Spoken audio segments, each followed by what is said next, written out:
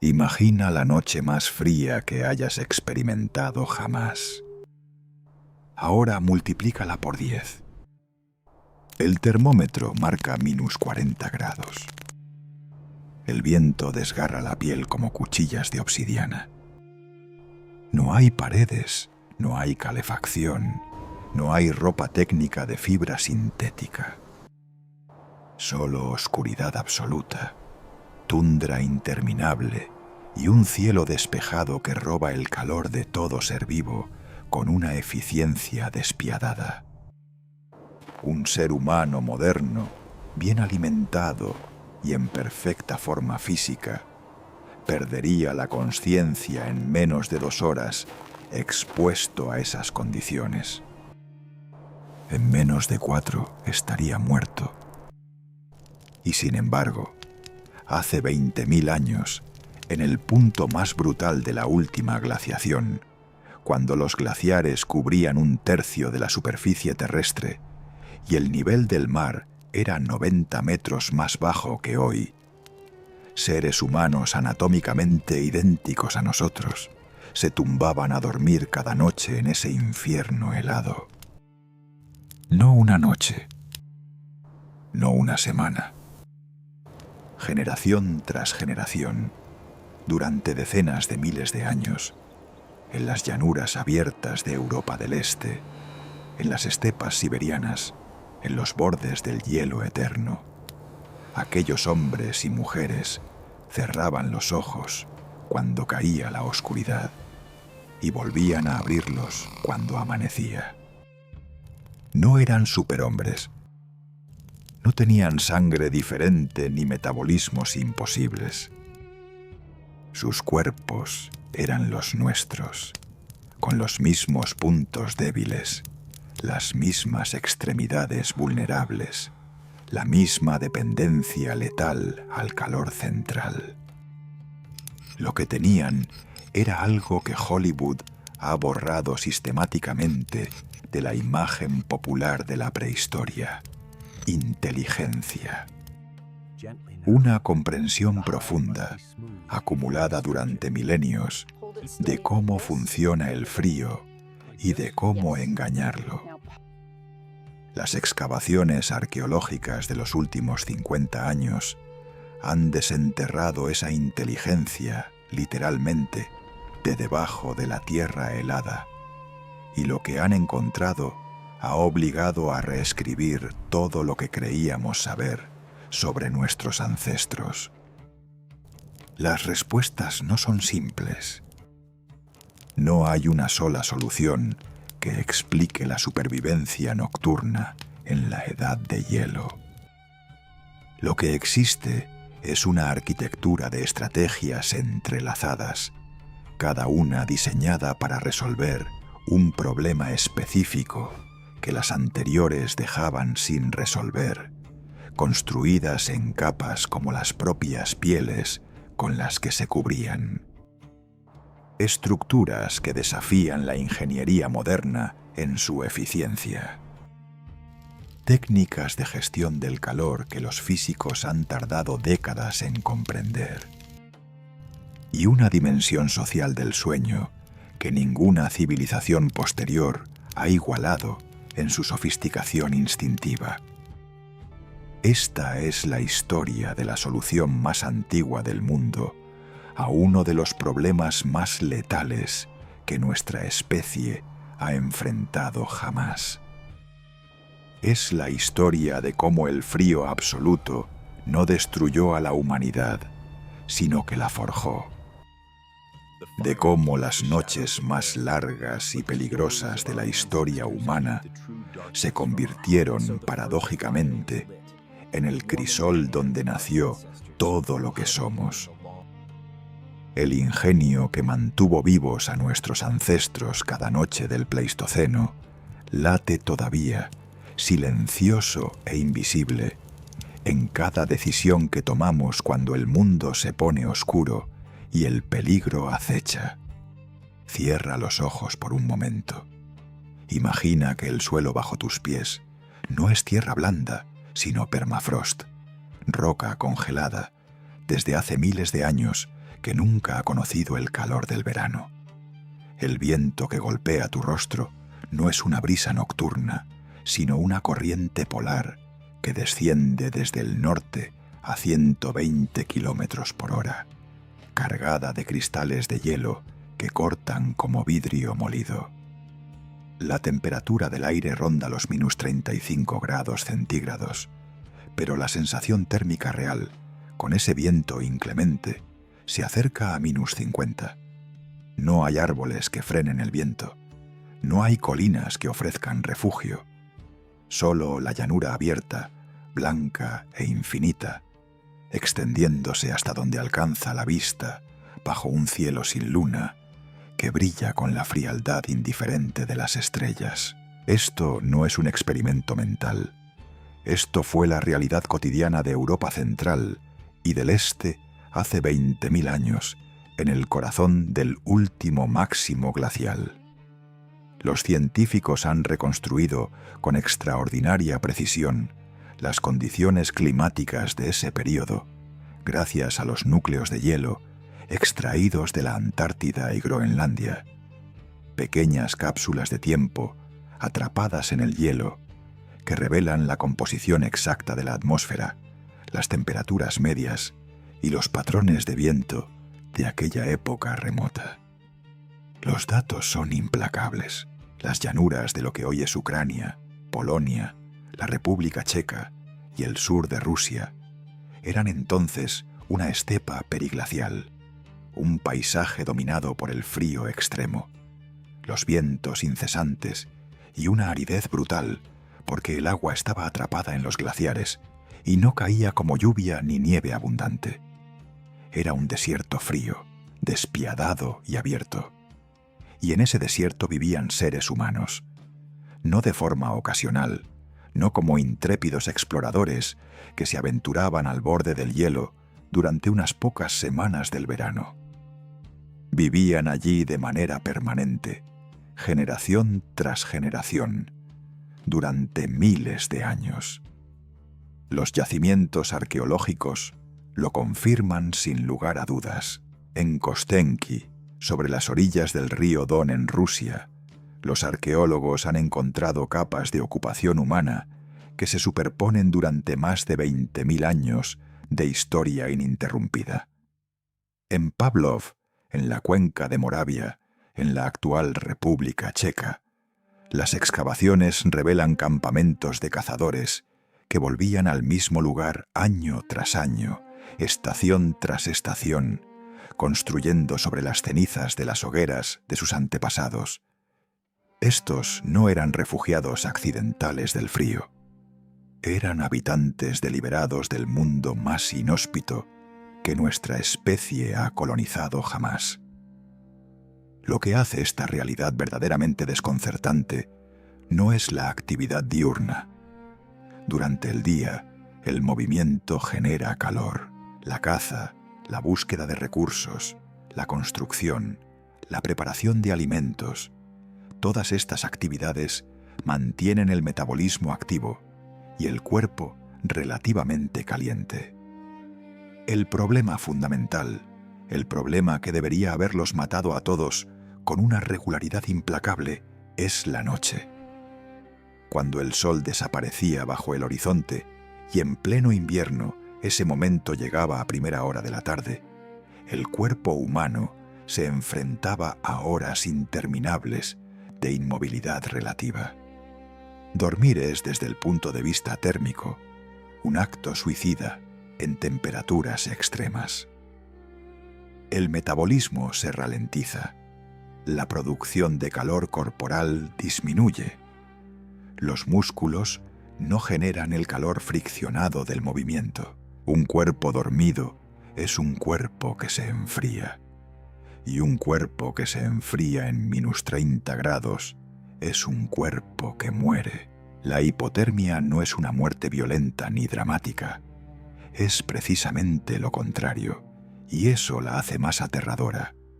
Comienza con un escalofrío incontrolable, el intento desesperado del cuerpo por generar calor mediante la contracción muscular rápida.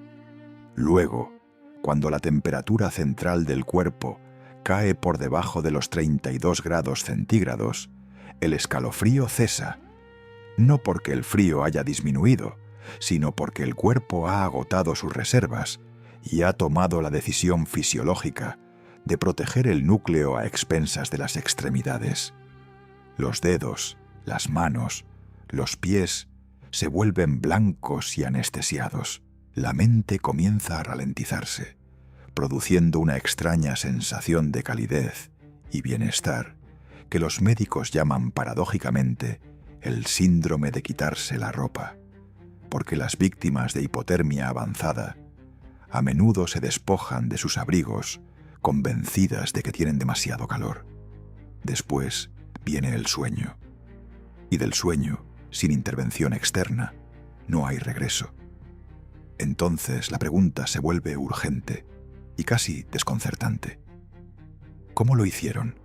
¿Cómo sobrevivieron cada noche durante decenas de miles de años en condiciones que matarían a un alpinista moderno perfectamente equipado en cuestión de horas?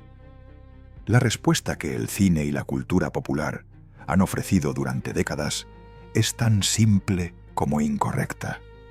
Vivían en cuevas y encendían hogueras. Esta imagen, tan arraigada en el imaginario colectivo, no solo es incompleta, sino fundamentalmente engañosa. Las cuevas son raras en las llanuras abiertas, donde se concentra la mayor parte de la evidencia arqueológica. Una hoguera, por sí sola, calienta únicamente la zona directamente frente a ella y deja el resto del cuerpo expuesto al frío, y el fuego se apaga. No existe ningún ser humano capaz de mantener una hoguera encendida mientras duerme profundamente durante 8 horas en medio de una tormenta polar. La verdad que la arqueología ha ido desenterrando pacientemente durante el último medio siglo es infinitamente más sofisticada, más elaborada y más asombrosa que cualquier imagen simplificada que Hollywood haya proyectado.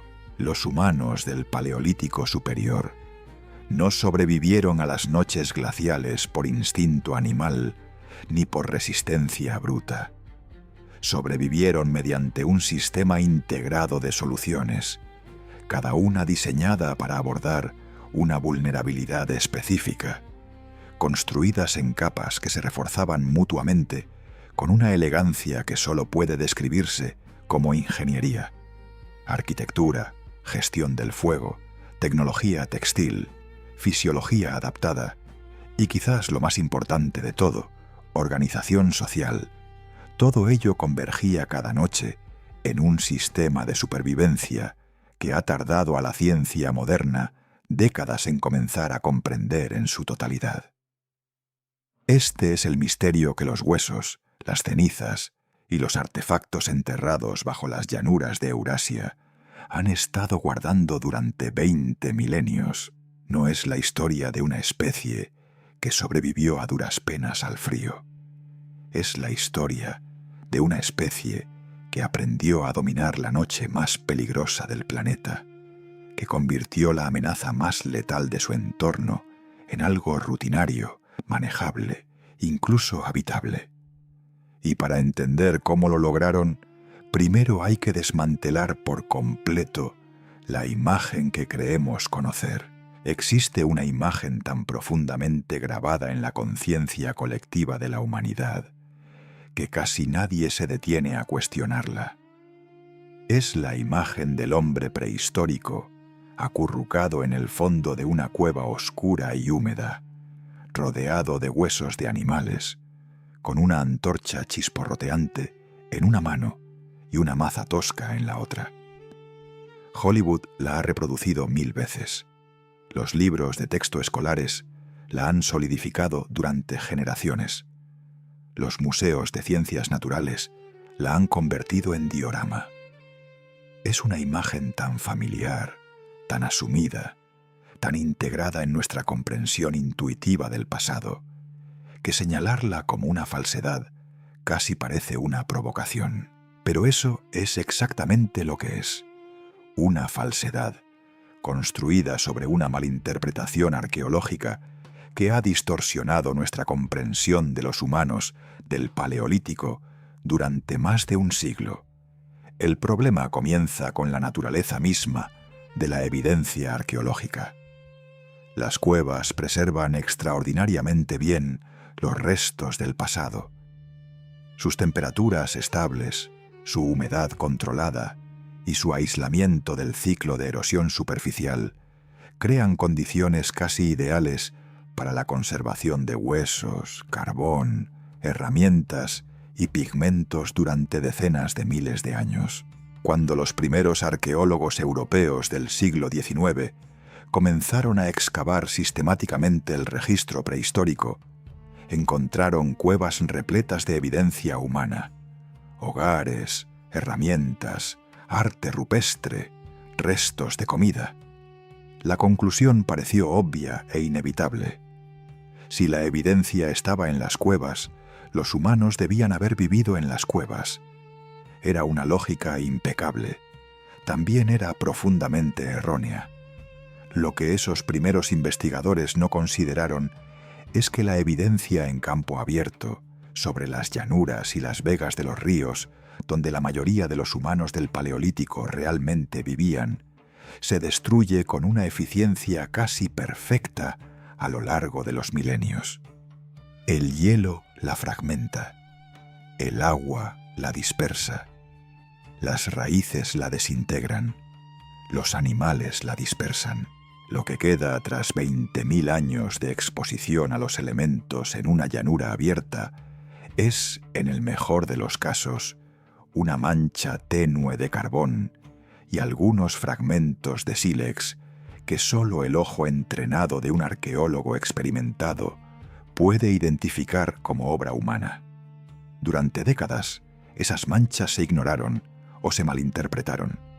Las cuevas dominaban el registro, y el registro dominaba la narrativa, y la narrativa se convirtió en mito. La corrección llegó lentamente, impulsada por décadas de excavaciones meticulosas en lugares que inicialmente parecían poco prometedores. En la cuenca del río Desna, en Ucrania, los arqueólogos soviéticos comenzaron en los años 40 del siglo XX una serie de excavaciones que cambiarían para siempre la imagen del Paleolítico. Lo que encontraron no eran cuevas, eran asentamientos al aire libre, complejos de estructuras construidas deliberadamente sobre las llanuras abiertas, en lugares donde no había ninguna cueva a kilómetros de distancia. Gente que no solo no vivía en cuevas, sino que había desarrollado tecnologías de construcción suficientemente sofisticadas para no necesitarlas.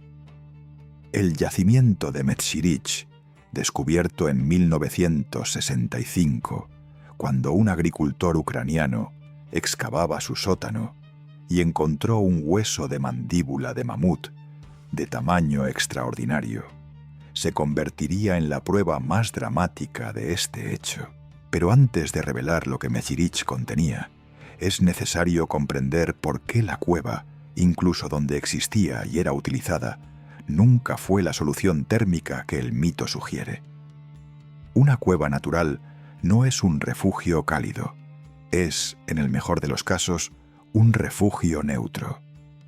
Su temperatura interior tiende a estabilizarse en torno a la temperatura media anual de la región, lo que en la Europa glacial significaba algo entre 0 y 5 grados centígrados en las mejores condiciones.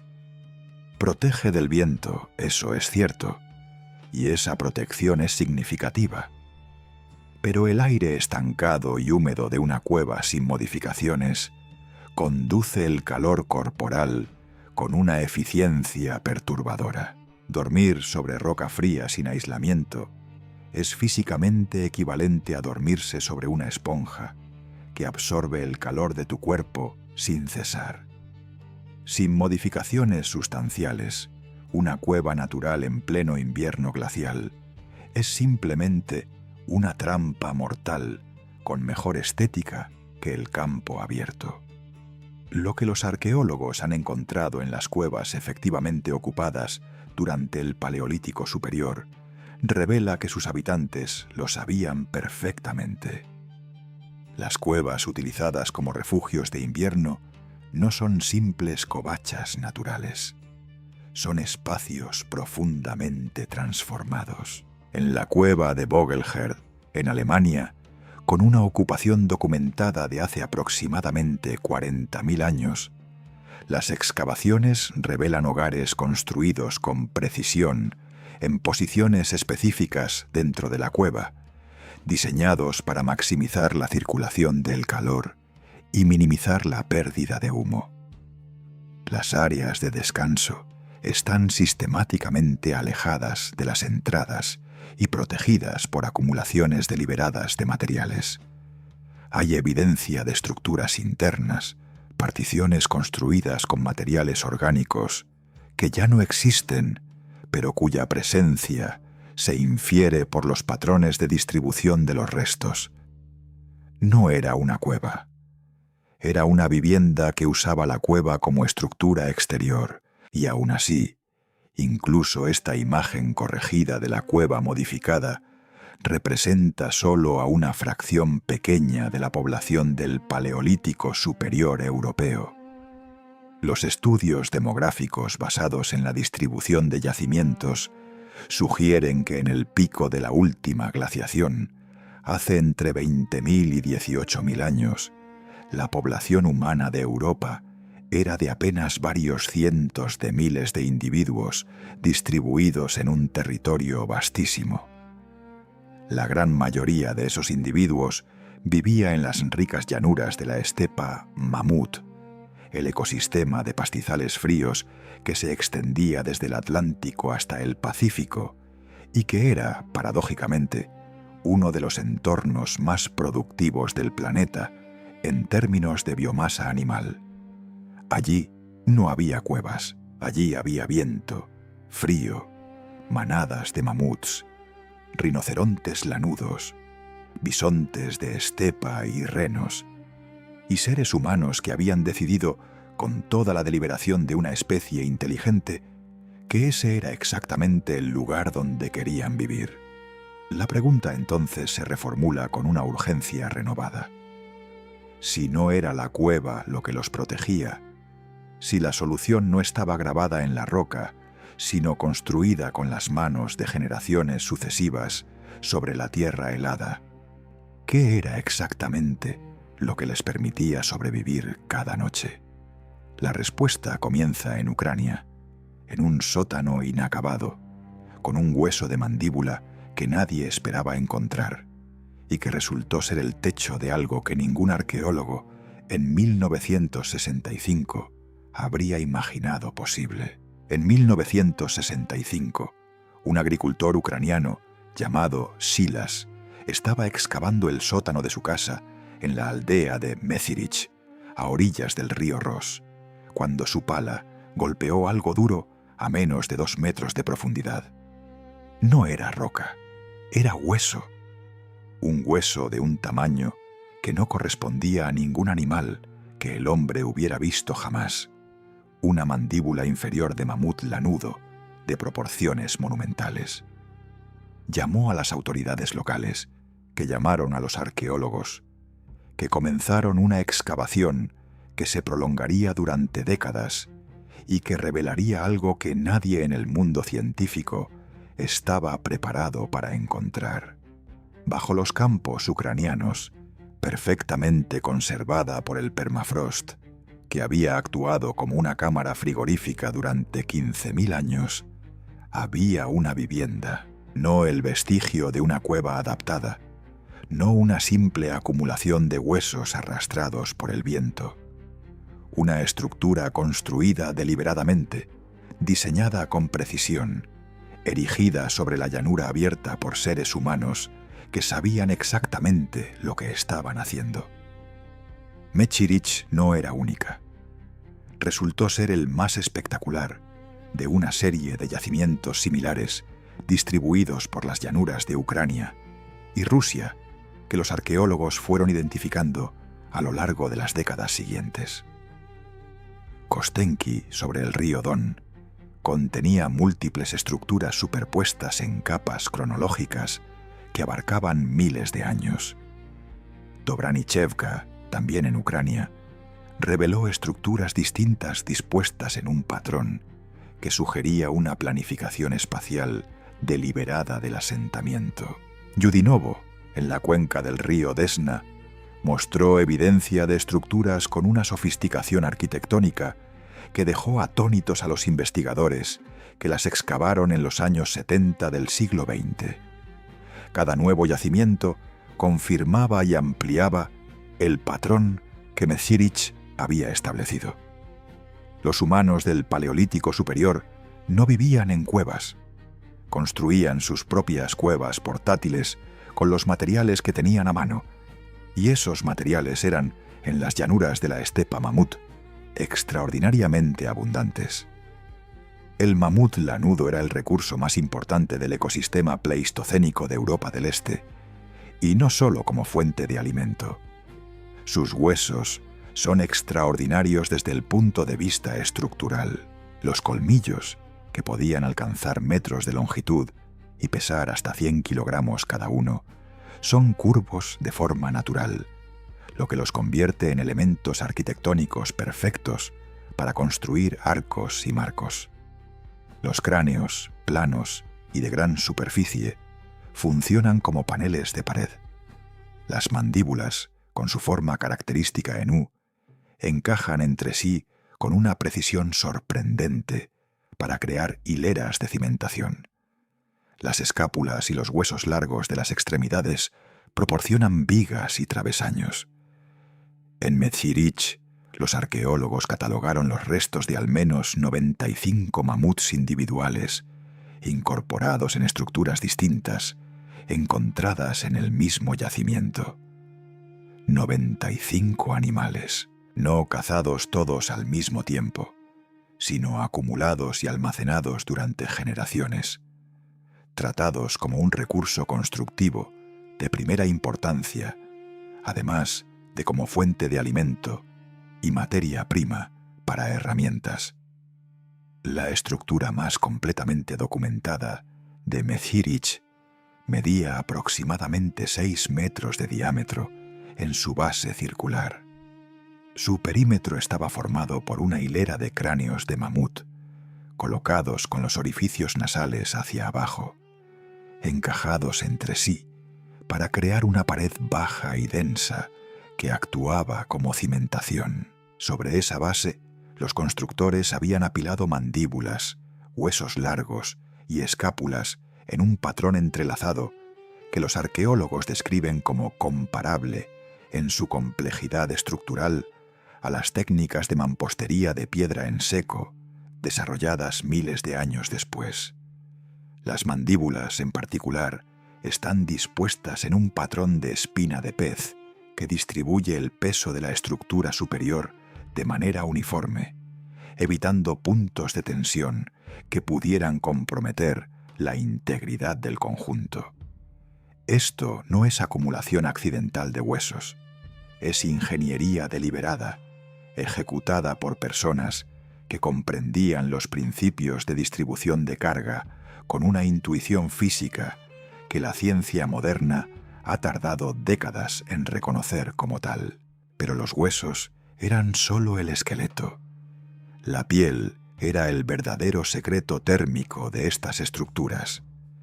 Los estudios experimentales realizados por arqueólogos y físicos térmicos durante las últimas décadas han determinado que se necesitarían entre 12 y 15 pieles de mamut adulto, o un número equivalentemente mayor de pieles de animales más pequeños como renos, zorros árticos y lobos, para cubrir una estructura del tamaño de la encontrada en Mezhirich.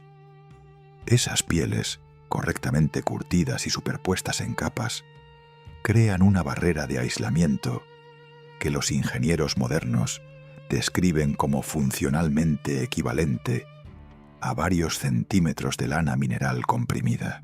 El coeficiente de transmisión térmica de una pared de pieles múltiples superpuestas con cámara de aire entre capas que es exactamente la configuración que los restos de fijación encontrados en Mechirich sugieren, es sorprendentemente bajo. El frío exterior simplemente no atravesaba esa barrera con eficiencia suficiente para comprometer la temperatura interior. El sistema de anclaje de las pieles al esqueleto de hueso es otra revelación en sí misma.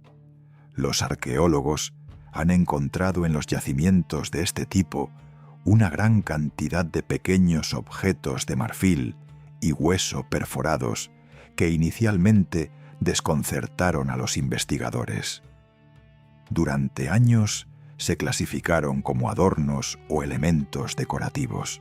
La reinterpretación llegó cuando los especialistas en tecnología de pieles prehistóricas señalaron que su forma, tamaño y el desgaste específico que muestran sus perforaciones son completamente consistentes con su uso como botones, ganchos y pasadores para unir pieles a marcos estructurales. No eran joyas, eran herrajes de construcción, las piezas de un sistema modular de ensamblaje que permitía montar, desmontar y transportar estas estructuras de un lugar a otro, siguiendo las migraciones estacionales de las manadas de animales que constituían la base de la subsistencia de estos grupos. Esta portabilidad es crucial para entender la verdadera sofisticación del sistema. No estamos hablando de construcciones permanentes abandonadas al final de cada temporada. La evidencia de múltiples capas de ocupación en los mismos yacimientos, con períodos de abandono entre ellas, sugiere que estos grupos regresaban a los mismos lugares año tras año, posiblemente trayendo consigo los elementos más valiosos y difíciles de reemplazar de sus estructuras.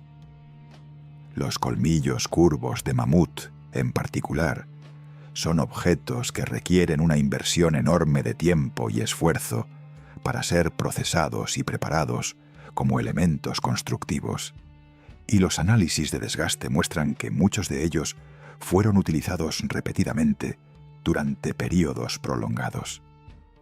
Eran, en el sentido más práctico del término, capital constructivo acumulado, recursos que una familia o un grupo familiar invertía en mantener y transportar porque representaban décadas de trabajo colectivo. El interior de estas estructuras, una vez cerradas contra el viento exterior y con un hogar central encendido, alcanzaba temperaturas que los modelos térmicos experimentales sitúan entre 10 y 18 grados centígrados por encima de la temperatura exterior. En una noche de -35 grados en la llanura ucraniana, eso significaba un interior que podía mantenerse en torno a -20, o incluso menos frío, si el grupo que dormía dentro era lo suficientemente numeroso como para aportar calor corporal colectivo. No era una temperatura confortable en términos modernos, pero era la diferencia entre vivir y morir, y esa diferencia lo cambiaba todo. Sin embargo, incluso este avance arquitectónico monumental dejaba sin resolver un problema crítico. El calor interior dependía del fuego, y el fuego dependía de un combustible que en las llanuras abiertas de la estepa mamut escaseaba de una manera que los constructores de Mechirich tuvieron que resolver con la misma creatividad que habían aplicado a sus paredes de hueso. Hay un experimento que cualquier persona puede realizar en su propia casa durante el invierno.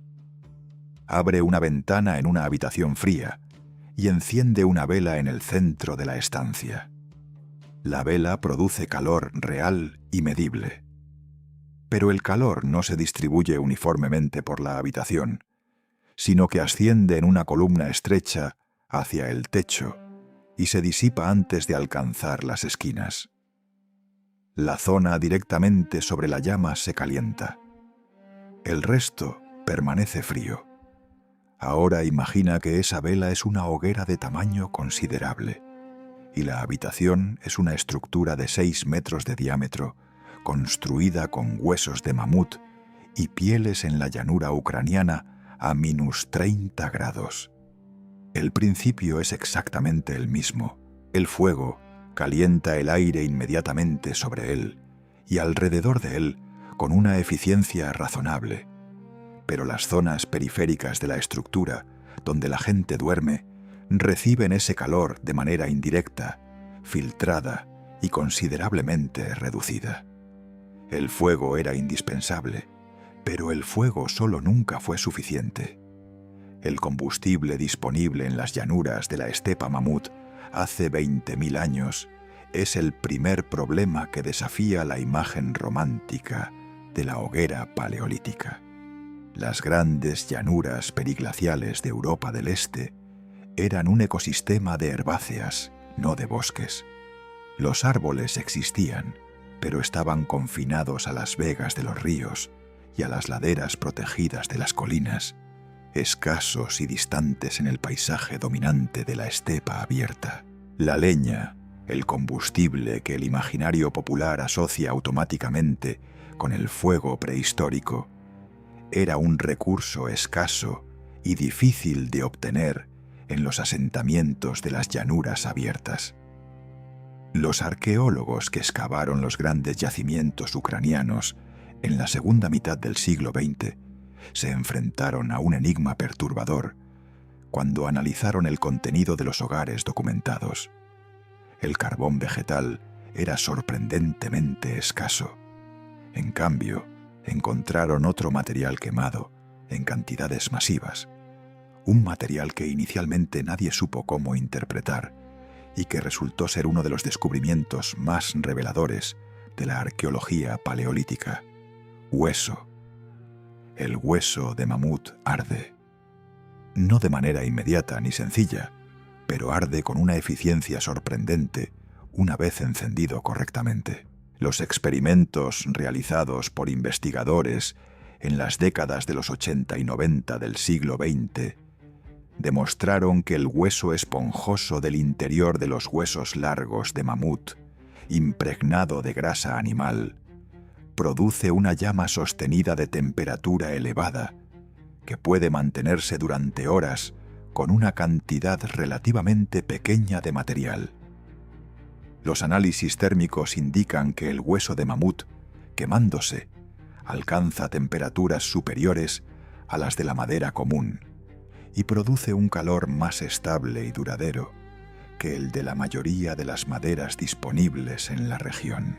En Mechirich y en Kostenki, los arqueólogos han documentado acumulaciones masivas de hueso quemado en las zonas de hogar que solo tienen sentido si el hueso era el combustible principal, no un residuo accidental de la preparación de alimentos.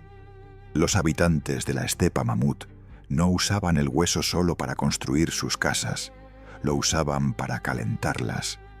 Pero incluso con hueso como combustible y una estructura de pieles que atrapaba el calor generado, el problema de la distribución térmica dentro de la vivienda seguía siendo crítico. Un hogar central único, que es la configuración más frecuentemente documentada en estos yacimientos, crea un gradiente de temperatura pronunciado dentro de cualquier espacio cerrado. El área directamente adyacente al fuego puede alcanzar temperaturas cómodas o incluso excesivas, mientras que la periferia de la estructura permanece significativamente más fría. Para una persona que duerme en la zona perimetral, alejada del fuego por los 2 o 3 metros que el diámetro de la estructura permite, la diferencia puede ser de 10 a 15 grados centígrados respecto a quien duerme junto a las llamas. En las condiciones de la estepa glacial, esa diferencia no era una cuestión de comodidad. Era potencialmente la diferencia entre sobrevivir la noche y no hacerlo. La solución que la evidencia arqueológica sugiere es tan elegante en su simpleza que resulta casi desconcertante no haberla considerado antes: el calor corporal colectivo. Un cuerpo humano adulto en reposo genera aproximadamente 80 vatios de calor metabólico, una cantidad comparable a una bombilla incandescente de tamaño estándar. Un grupo de 10 personas durmiendo juntas en un espacio cerrado de 6 metros de diámetro genera 800 vatios de calor corporal continuo, calor que no se apaga cuando el fuego disminuye, calor que no requiere combustible, calor que se mantiene estable durante toda la noche, independientemente de las condiciones exteriores. Los modelos térmicos desarrollados por investigadores de la Universidad de Reading, en el Reino Unido, han calculado que un grupo de entre 8 y 12 personas durmiendo juntas en una estructura del tipo documentado en Mezirich, con las pieles actuando como barrera exterior y los cuerpos como fuente de calor interior, podría mantener una temperatura interior de entre 5 y 12 grados centígrados positivos, incluso en ausencia total de fuego activo. No era lujo, pero era vida. Esta realidad transforma radicalmente nuestra comprensión de la organización social del sueño en el Paleolítico superior. No dormían solos, no dormían en parejas aisladas, dormían en grupo, en contacto físico estrecho, organizados presumiblemente de manera que los individuos más vulnerables, los niños, los ancianos y los enfermos, quedaran en las posiciones más cálidas del espacio, rodeados por los cuerpos de los adultos más robustos que actuaban como escudos térmicos humanos. Esta no es especulación romántica, sino una inferencia directa de los principios físicos de la termorregulación y de los patrones de uso del espacio que los arqueólogos han documentado en estos yacimientos. Las zonas de mayor concentración de artefactos pequeños, agujas, cuentas, herramientas de uso cotidiano, que presumiblemente se perdían o dejaban junto a los lugares de descanso habitual, muestran patrones de agrupamiento consistentes con un uso del espacio interior altamente organizado y no aleatorio. El fuego desempeñaba también una función que va más allá de la puramente térmica y que los investigadores han tardado en valorar en su justa dimensión. La luz del fuego, durante las largas noches árticas, cumple una función psicológica y fisiológica que los estudios modernos sobre el sueño, en condiciones extremas, han comenzado a documentar con precisión. La oscuridad total durante 16 o 18 horas consecutivas en el invierno polar tiene efectos mesurables sobre los ritmos circadianos, la producción de melatonina y el estado de ánimo que pueden derivar rápidamente en lo que hoy reconocemos como trastorno afectivo estacional. Una fuente de luz cálida y fluctuante interrumpe ese ciclo de oscuridad y proporciona un ancla sensorial que los grupos humanos en latitudes extremas han utilizado de manera intuitiva durante toda la historia documentada. El fuego no solo calentaba el cuerpo, mantenía activa la mente durante las horas que precedían al sueño, y esa actividad mental colectiva alrededor del hogar, la narración de historias, la preparación de herramientas, el mantenimiento de las relaciones sociales del grupo, era en sí misma una tecnología de supervivencia, cuya importancia no puede medirse en grados centígrados, pero es igualmente real. Sin embargo, toda esta sofisticación en el manejo del fuego y el calor colectivo dejaba sin resolver una vulnerabilidad fundamental que ninguna hoguera ni ningún grupo de cuerpos apiñados podía abordar de manera completa.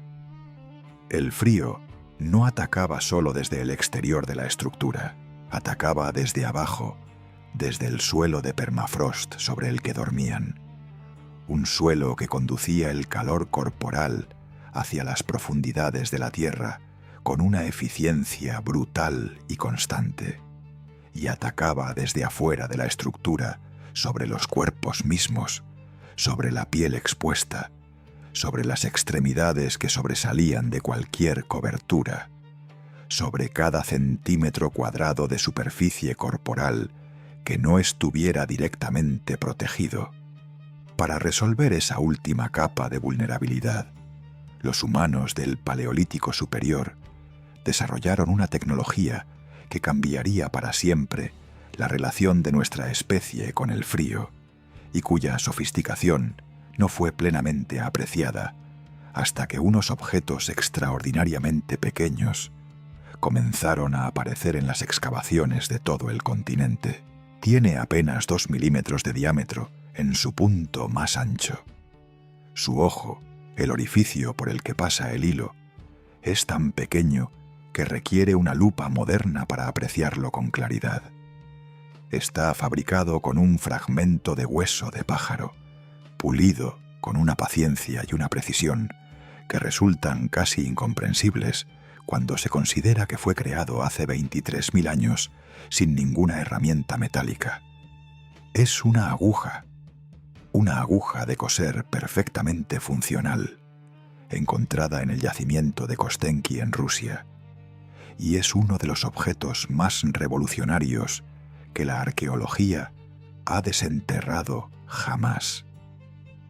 No porque sea bella, aunque lo es, no porque sea antigua, aunque su antigüedad es asombrosa, sino porque su existencia prueba, de manera irrefutable, que los humanos del Paleolítico Superior no se limitaban a envolver su cuerpo en pieles brutas atadas con tendones. Cosían, confeccionaban prendas con patrones, con formas tridimensionales, con ajuste anatómico. Fabricaban ropa en el sentido pleno y moderno de la palabra. La diferencia entre una piel bruta envuelta alrededor del cuerpo y una prenda cosida con precisión anatómica es, desde el punto de vista térmico, abismal. Una piel envuelta crea inevitablemente huecos, zonas donde el viento penetra y el calor escapa. Se desplaza durante el sueño, dejando expuestas las zonas más vulnerables del cuerpo en los momentos de mayor inmovilidad. No cubre de manera eficiente las extremidades, el cuello, las manos, los pies, que son precisamente las zonas por donde el cuerpo humano pierde calor con mayor rapidez, debido a su alta relación entre superficie y volumen. Una prenda cosida, en cambio, se ajusta al contorno del cuerpo, elimina los huecos, permanece en su posición durante el movimiento y el sueño, y puede diseñarse específicamente para proteger las extremidades con mangas, capuchas y calzado integrado. Los estudios realizados por investigadores del Instituto de Arqueología de Moscú han demostrado que la diferencia en retención de calor entre una piel envuelta y una prenda cosida con ajuste corporal puede superar el 40% en condiciones de viento moderado. 40%. En -30 grados, ese porcentaje es la frontera entre la vida y la muerte. La evidencia de confección avanzada no se limita a las agujas. Los yacimientos del Paleolítico Superior Europeo han producido una variedad desconcertante de herramientas relacionadas con el trabajo de pieles que los arqueólogos han ido identificando y clasificando durante décadas. Los raspadores de sílex, con filos específicamente diseñados para el curtido de pieles, los punzones de hueso para perforar materiales gruesos antes de coser, los alisadores de costilla animal para suavizar y hacer impermeables las pieles mediante la aplicación de grasa. Todos estos instrumentos aparecen en los yacimientos de este período con una frecuencia y una estandarización que indican no una actividad ocasional, sino una industria organizada y altamente especializada. El procesamiento de pieles no era una tarea secundaria o esporádica. Era una actividad central en la economía de subsistencia de estos grupos, probablemente tan importante como la propia caza de los animales cuyas pieles se procesaban. El curtido de una piel para convertirla en cuero utilizable es un proceso que en su forma tradicional requiere entre varios días y varias semanas de trabajo intensivo. Implica el raspado meticuloso del lado interno para eliminar la grasa y la membrana subcutánea, el tratamiento con sustancias orgánicas para estabilizar el colágeno de la dermis y evitar que la piel se endurezca y agriete al secarse, y el amasado físico repetido para mantener la flexibilidad de las fibras durante el proceso de secado. Las comunidades del Paleolítico Superior dominaban estas técnicas con una sofisticación que los experimentos de arqueología experimental han confirmado repetidamente. Los investigadores que han intentado replicar las técnicas documentadas en el registro arqueológico han producido cueros de calidad comparable a los mejores productos de las industrias de curtido tradicional de períodos históricos posteriores.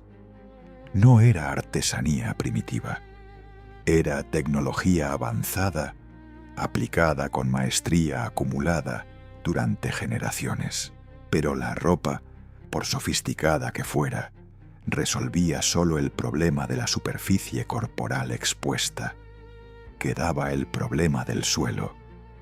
Dormir directamente sobre permafrost, incluso dentro de una estructura bien aislada, es térmicamente equivalente a acostarse sobre una superficie que absorbe el calor corporal de manera continua e implacable. La conductividad térmica del suelo congelado es aproximadamente 30 veces mayor que la del aire estacionario, lo que significa que el contacto directo con el suelo drena el calor corporal con una velocidad que ninguna cantidad de pieles encima del cuerpo puede compensar si la superficie de contacto inferior no está igualmente aislada. Los análisis del suelo en los yacimientos de habitación del Paleolítico Superior han revelado sistemáticamente la presencia de capas orgánicas debajo de las zonas de descanso identificadas. Fibras vegetales, pelos de animales, restos de plumas, materiales que en el registro arqueológico aparecen como manchas oscuras difusas, pero que representan, con alta probabilidad, lechos aislantes construidos deliberadamente sobre el suelo para crear una barrera entre el cuerpo dormido y el permafrost. La fisiología humana misma contribuía a la supervivencia nocturna de maneras que solo la ciencia moderna ha comenzado a documentar y comprender. El cuerpo humano no es un sistema térmico pasivo, es un sistema activo de termorregulación que responde a las condiciones del entorno con una flexibilidad considerable. Los estudios realizados con poblaciones que viven en condiciones de frío extremo, como los cazadores inuit del Ártico canadiense o los pueblos indígenas de Siberia, han documentado adaptaciones fisiológicas específicas que no son genéticas, sino funcionales, el resultado de la exposición prolongada al frío desde la infancia. Entre estas adaptaciones se encuentran una mayor proporción de grasa parda metabólicamente activa, un umbral de vasoconstricción periférica más eficiente que reduce la pérdida de calor por las extremidades sin comprometer su funcionalidad, y una respuesta termogénica sin escalofríos más potente que genera calor mediante la activación del tejido adiposo sin necesidad del gasto energético del temblor muscular. Los humanos del Paleolítico Superior, expuestos al frío extremo desde el nacimiento durante generaciones, habrían desarrollado estas capacidades fisiológicas con una robustez que los humanos modernos de climas templados han perdido en gran medida. El sueño mismo era diferente. Los estudios antropológicos sobre los patrones de sueño en sociedades preindustriales que viven sin iluminación artificial han revelado consistentemente un patrón que los historiadores del sueño denominan sueño bifásico o polifásico. 2 períodos de sueño profundo, separados por un intervalo de vigilia tranquila de 1 a 2 horas en el centro de la noche. Durante ese intervalo, los individuos no se levantaban necesariamente ni realizaban actividades físicas intensas. Permanecían en estado de descanso activo, reordenaban las pieles, realimentaban el fuego, revisaban el estado de los miembros más vulnerables del grupo. Esta interrupción natural del sueño, que la cultura moderna considera una disfunción y trata como insomnio, era en el contexto paleolítico una característica adaptativa de primer orden. Permitía el mantenimiento del fuego durante la noche sin necesidad de un vigilante designado. Distribuía la responsabilidad del mantenimiento térmico del grupo entre todos sus miembros de manera natural y no coercitiva. Era, en el sentido más preciso del término, una adaptación del sueño a las condiciones del entorno. Todo este sistema, la ropa cosida, el lecho aislante, la fisiología adaptada, el sueño bifásico y la gestión nocturna del fuego, funcionaba como un conjunto integrado cuyas partes se reforzaban mutuamente. Ningún elemento por sí solo era suficiente. Todos juntos creaban algo que superaba con creces la suma de sus partes individuales. Y sin embargo, faltaba todavía una dimensión que ningún análisis puramente material puede capturar: la dimensión que convertía a estos grupos de supervivientes en algo más que una colección de individuos con buenas herramientas y pieles adecuadas. Era la dimensión que la ciencia tardó más en reconocer, porque no deja huesos en el registro arqueológico, y que sin embargo puede ser la más importante de todas. Considera por un momento lo que hemos encontrado enterrado bajo las llanuras de Ucrania, Rusia y Europa Central. No herramientas rudimentarias, no vestigios de una supervivencia precaria y desesperada, sino evidencia de un sistema integrado de soluciones que abarca la arquitectura, la ingeniería térmica, la tecnología textil, la fisiología adaptada y la organización social del sueño. Todo ello funcionando en concierto, con una eficiencia que los ingenieros modernos han tardado décadas en comprender y que los físicos térmicos describen sin exageración como elegante. Los humanos que durmieron en las llanuras glaciales de Eurasia hace 20.000 años no sobrevivieron a pesar del frío. Sobrevivieron gracias a lo que el frío les obligó a construir. Y lo que construyeron no fue solo refugio, fue conocimiento. Conocimiento acumulado durante generaciones, transmitido con una fidelidad y una precisión que no requería escritura, porque estaba grabado en los cuerpos, las manos y las decisiones cotidianas de cada miembro del grupo. La dimensión que los análisis materiales no pueden capturar completamente es la del conocimiento compartido como tecnología de supervivencia. Un individuo aislado con acceso a todos los materiales disponibles, pieles, huesos de mamut, sílex para hacer fuego, no habría podido construir una estructura de Mezirich ni confeccionar un sistema de ropa adecuado para las condiciones del invierno glacial. No porque le faltara inteligencia, sino porque ningún individuo solo puede acumular y ejecutar ese volumen de conocimiento especializado. La construcción de una vivienda de huesos requería el conocimiento combinado de al menos varios especialistas. quien sabía seleccionar y preparar los huesos estructuralmente adecuados, quien conocía las propiedades de aislamiento de diferentes tipos de piel y su procesamiento óptimo, quien dominaba las técnicas de fijación y ensamblaje, quien sabía gestionar el combustible de hueso para maximizar el calor durante la noche. Este conocimiento no residía en un individuo, residía en el grupo, distribuido entre sus miembros como un sistema nervioso colectivo, cuya integridad era tan importante para la supervivencia como cualquier herramienta física.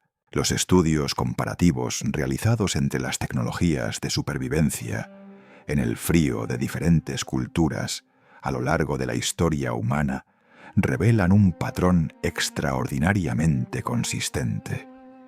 Las culturas árticas y subárticas que han sobrevivido con éxito en condiciones de frío extremo, desde los inuit de Groenlandia hasta los nenets de Siberia, pasando por los evenki del lago Baikal, comparten una característica estructural independientemente de sus diferencias lingüísticas, religiosas y sociales. Una organización del conocimiento técnico profundamente colectiva y una transmisión intergeneracional de ese conocimiento que funciona como la prioridad cultural más alta del grupo. En estas sociedades, el conocimiento de cómo construir, cómo vestir, cómo gestionar el fuego y cómo organizar el sueño en condiciones extremas no es considerado una habilidad individual, sino un patrimonio comunitario cuya preservación es responsabilidad de todos. Los ancianos son venerados no por razones abstractamente culturales, sino porque son los repositorios vivientes del conocimiento que mantiene vivo al grupo. Esta estructura, que los antropólogos documentan en las culturas árticas del presente, es casi con certeza la misma que operaba en los campamentos de la estepa mamut hace 20 milenios. Las comparaciones con civilizaciones posteriores iluminan con una claridad sorprendente la sofisticación de lo que los humanos del Paleolítico superior habían logrado. Los primeros agricultores del Neolítico, hace aproximadamente 10.000 años, que comenzaron a establecerse en asentamientos permanentes en regiones de clima más templado, tardaron miles de años en desarrollar técnicas de construcción comparables en eficiencia térmica a las que los cazadores de mamuts habían perfeccionado decenas de miles de años antes. Las primeras viviendas neolíticas documentadas en Europa son estructuralmente más simples y térmicamente menos eficientes que las construcciones de hueso de Mezirich, los pueblos de la Edad del Bronce de las estepas euroasiáticas, con acceso a metales y técnicas cerámicas avanzadas, seguían usando en sus campamentos invernales principios de aislamiento y organización del calor que eran esencialmente los mismos que sus antepasados paleolíticos habían establecido. El conocimiento fluía hacia adelante en el tiempo, con una continuidad que trasciende las rupturas culturales y tecnológicas aparentes. Los experimentos modernos de validación han añadido una dimensión científica rigurosa a lo que antes era inferencia arqueológica.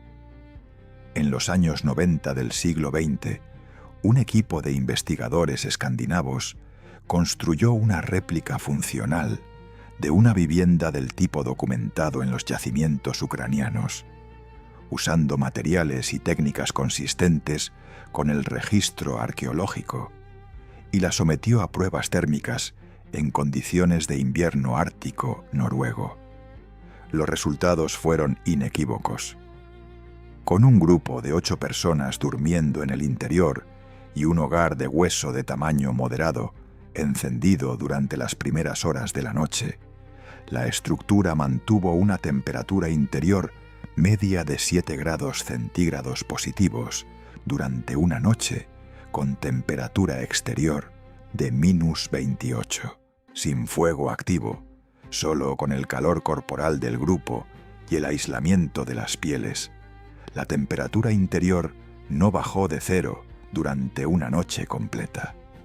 La estructura funcionaba exactamente como la física térmica predecía que debía funcionar, y exactamente como los humanos que la diseñaron hace 15.000 años sabían que funcionaría, aunque no tuvieran las ecuaciones para demostrarlo. Hay un detalle del registro arqueológico de estos yacimientos que los investigadores mencionan con frecuencia y que merece ser considerado en toda su profundidad. En Mechirich, en Kostenki, en Pavlov y en docenas de yacimientos similares, los arqueólogos han encontrado objetos que no tienen ninguna función utilitaria demostrable. Pequeñas figuras talladas en marfil de mamut que representan animales y formas humanas. Cuentas de concha perforadas que debían ensartarse como adornos. Ocre rojo aplicado deliberadamente sobre superficies y objetos. Instrumentos musicales primitivos fabricados con huesos de aves. Estos objetos, estos vestigios de arte, adorno y expresión simbólica, existen en los mismos contextos que las agujas de coser, los raspadores de curtido y los huesos de construcción. Fueron creados por las mismas personas que construyeron las viviendas de mamut y cosieron las prendas de cuero, y su presencia, lejos de ser un lujo sorprendente en un contexto de supervivencia extrema, es exactamente lo que cabría esperar de una especie cuya cohesión social, y por lo tanto, cuya supervivencia colectiva dependía de rituales compartidos, narrativas comunes y una identidad grupal suficientemente fuerte para mantener unido al grupo durante los meses más largos y oscuros del año. Esto es lo que finalmente emerge del registro arqueológico cuando se observa en su totalidad, no como una colección de objetos aislados, sino como el rastro material de una forma de vida integrada. Los humanos del Paleolítico Superior sobrevivieron a las noches glaciales porque construyeron estructuras ingeniosas. Sobrevivieron porque desarrollaron tecnología textil avanzada. Sobrevivieron porque gestionaron el fuego con una sofisticación que va mucho más allá de simplemente encender una llama. Sobrevivieron porque sus cuerpos se adaptaron fisiológicamente a las condiciones de su entorno. Y sobrevivieron porque se mantuvieron juntos, porque el grupo era la tecnología más poderosa de todas, el sistema de soporte que hacía posibles todos los demás sistemas y que daba sentido a cada aguja cosida, cada hueso apilado y cada noche superada. Ahora piensa en la noche más fría que hayas pasado. Piensa en el momento en que buscaste otra manta, en que te acercaste a otra persona para compartir calor, en que encendiste algo que iluminara la oscuridad. En ese momento, sin saberlo, estabas ejecutando un protocolo que tu especie perfeccionó hace 20.000 años en las llanuras más inhóspitas que el planeta ha conocido. El frío no nos destruyó. Nos enseñó que ningún individuo sobrevive solo lo que solo puede sobrevivir junto a otros. Esa lección, la más antigua del mundo, es también la más duradera. Y sigue siendo, en cada sentido que importa, la razón por la que estás aquí.